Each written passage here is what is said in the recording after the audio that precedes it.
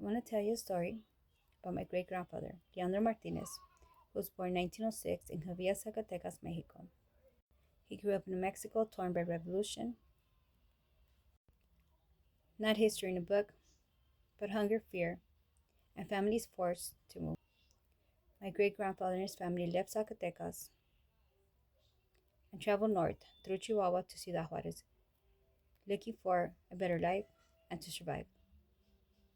But the border was not kind at all. Mexicans were treated like a threat, their bodies inspected, stripped, and bathed with chemicals, sometimes held in jail without a crime, and sometimes they never came back. In 1916, when my grandfather was a boy, Mexican detainees in El Paso jail burned alive. The community called it the Holocaust. There was no monuments, no justice, just a memory. In 1917, people finally resisted.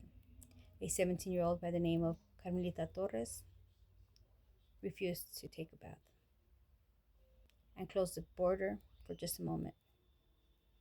My great grandfather learned early that crossing the border meant humiliation, but he also knew that staying behind meant starvation. So he learned silence.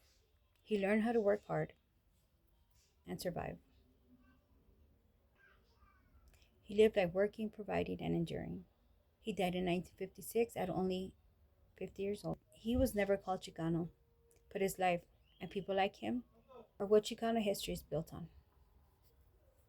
Because Chicano history doesn't start with protests and murals, it starts at the border, in jails, in families who survived anyway.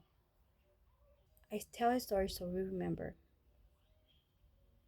porque recordar es resistir, because memory breaks silence, and silence protects the systems.